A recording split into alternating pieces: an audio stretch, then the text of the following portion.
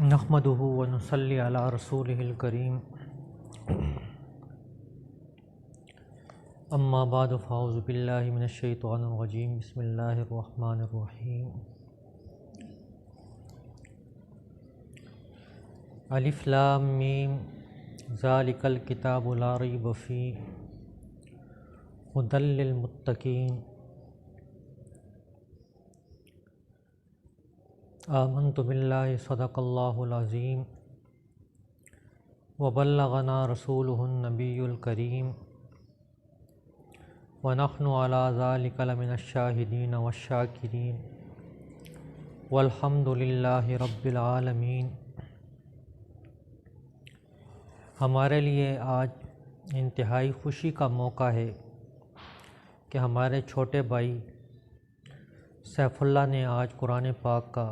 ختم کیا ہے، اور اس پہ ہم دل کی گہرائیوں سے اپنے بھائی قاری ارشد صاحب کا شکریہ ادا کرتے ہیں کہ انہوں نے محنت کی اور اس کو اس قابل بنا دیا۔ اب آپ کے سامنے کیا بات کرنی ہے، قرآن پاک جس کے سینے میں ہوتا ہے یا کسی طرح بھی وہ قرآن پاک سے جڑا ہوتا ہے تو اللہ رب العزت اس کو دنیا میں بھی مالا مال فرماتا ہے اور آخرت میں بھی مالا مال فرماتا ہے، اور اس کے لیے اللہ رب العزت جتنے بھی مشکل راستے ہوتے ہیں وہ آسان فرما دیتے ہیں۔ مولانا عبید الرحمن ضیاء رحمۃ اللہ علیہ ایک بہت مایہ ناز خطیب گزرے ہیں، یہ ابھی کچھ دنوں پہلے ان کا انتقال ہوا۔ وہ اپنا واقعہ سناتے ہیں کہ میں کتابیں پڑھتا تھا اور میرا ارادہ بنا کہ میں جامعہ باب العلوم میں جا کر وہاں سے آگے جو ہے علم حاصل کروں، تو چونکہ والد صاحب انتہائی قسم پرسی کے عالم میں تھے، انہوں نے کہا بیٹا جہاں بھی آپ پڑھنا چاہیں پڑھو، لیکن ہم آپ کو خرچہ نہیں دے سکتے۔ تو وہ کہتے ہیں میں نے ارادہ کر لیا تھا کہ میں نے جانا ہی ہے، تو ایک مسجد میں ترامیہ پڑھنے کے لیے چلا گیا، تو وہاں مولانا اعظم طارق شہید رحمۃ اللہ علیہ کے بھائی قرآن سنایا کرتے تھے، اور ان کے بارے میں مشہور تھا کہ ان کی کبھی غلطی آتی ہی نہیں، اتنا ان کا قرآن مضبوط تھا۔ کہتے جی میں آخری صف میں کھڑا تھا اور اللہ کی طرف سے مدد آنی تھی، تو وہ 7واں پارہ پڑھ رہے تھے، ان اللہ فالق الحب والنوا، یہ خب پہ وہ اٹ گئے، اب آگے وہ نہیں پڑھ سک رہے تھے۔ تو کہتے میں نے صرف پڑھی ہوئی تھی اچھی اور عربی بھی آتی تھی، تو میں نے پیچھے سے بولا والنوا، اب وہ چل پڑے، اس کے بعد ان کی کوئی غلطی نہیں آئی۔ جیسے ہی نماز میں انہوں نے سلام پھیرا تو کہتے ہیں جی حافظ صاحب کو آگے لے آؤ، کہتے ہیں میں نے حفظ کیا ہی نہیں ہے۔ تو 27ویں کو ان کا ختم ہوا، اور اس وقت انہوں نے جو ہے مجھے 500 روپیہ دیا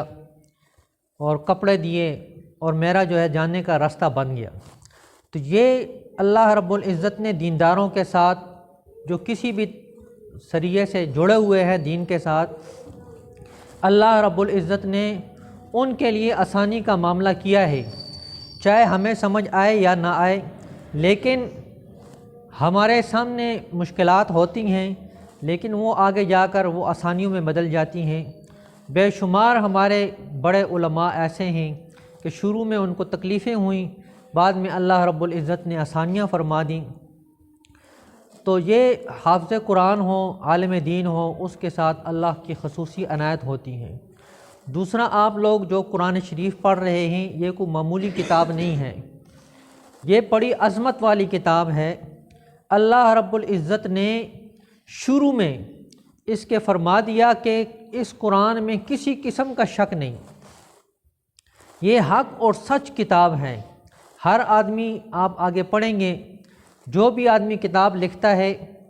یا کوئی بھی مصنف کتاب کی ابتدا میں وہ لکھتا ہے کہ میری کتاب میں کسی قسم کی کوئی کمی کوتاہی ہوگی تو آپ مجھے اطلاع فرما دیں تاکہ میں آئندہ اس کو درست کر سکوں۔ لیکن قرآن پاک کا یہ اعجاز ہے کہ اللہ رب العزت میں شروع میں کہہ دیا کہ اس میں کسی قسم کی کوئی گنجائش نہیں، غلطی کی گنجائش ہے ہی نہیں، اور اللہ رب العزت نے اس قرآن کے آگے بڑھنے کا انتظام خود کیا ہے، اس کی حفاظت کا ذمہ خود کیا ہے۔ نبی پاک صلی اللہ علیہ وسلم جلدی جلدی پڑھا کرتے تھے تو اللہ نے حکم دیا لا تحرک بہ لسانک لتعجل بہ، اے میں نے پیغمبر زبان کو حرکت مت دیا کرو۔ اس قرآن کو نازل ہم نے کیا ہے اور اس کی حفاظت بھی ہم نے کرنی ہے، اور اس کو آپ کے اوپر ہم نے جمع بھی ہم نے ہی کرنا ہے، اور اس کو بیان کرنے کا سلیقہ ہم نے آپ کو دینا ہے۔ تو دعا ہے کہ اللہ رب العزت مجھے بھی اور آپ کو بھی عمل کرنے کی توفیق عطا فرمائے۔ یہ عظمت والی کتاب ہے، مجھے بھی اس کے ساتھ وابستہ فرمائے۔ یہ قاری صاحب نے کچھ بات کرنی ہے۔